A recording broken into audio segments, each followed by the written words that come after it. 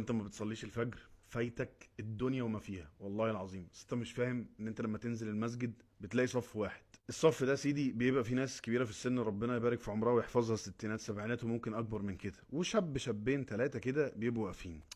انا بقى عايزك تتخيل الموقف ده، ان الصف ده بس هو اللي واقف قدام ربنا سبحانه وتعالى، والناس كلها او الناس اللي في المنطقة دي كلهم او معظمهم نايمين في البيت. انت فاكر ان ربنا سبحانه وتعالى هيساوي ما بينك انت وما بين اللي نايم في البيت زي بعض؟ لا مستحيل يا ابني. صلاة الفجر انت لما بتنزل تصلي الفجر وبعد لما تخلص بتتمشى في الشارع بتحس ان انت في حتة تانية، انت مش مدرك انت فين. سبحان الله. ربنا يا رب يثبتنا على صلاة الفجر وكل الصلوات، بس صلاة الفجر كده فيها حتة تحس ان انت يعني سبحان الله محبوب من ربنا سبحانه وتعالى. خلي بالك انت لو ما بتصليش الفجر انت في حاجه غلط، انت في حاجه غلط كبيره لازم تصلحها بسرعه، لان دي مشكله. صلاه الفجر دي بالذات تحس ان الناس بتتنقى كده، ان اسمك انت مكتوب في الجامع فانت هتروح، او انت مثلا تقومي من نومك وتقومي وتتوضي وتقفي وتصلي قدام ربنا سبحانه وتعالى في البيت. دي حته تانية يا جماعه، انت بتحس ان انت بجد في حته تانية. صلاه الفجر اللي ما بيدوقش طعمها يا انت خسران قوي والله العظيم. انت فايتك كل الدنيا وما فيها. مفيش حاجه تيجي جنب صلاه الفجر دي والاحساس اللي بيبقى موجود في قلب البني ادم. يا رب ربنا يثبتنا عليها. النبي صلى الله عليه وسلم قال لنا ان ركعتين الفجر خير من الدنيا وما فيها. الركعتين اللي هم السنه اللي قبل الفريضه. تخيل بقى ان انت ممكن تكون بتفوت كل ده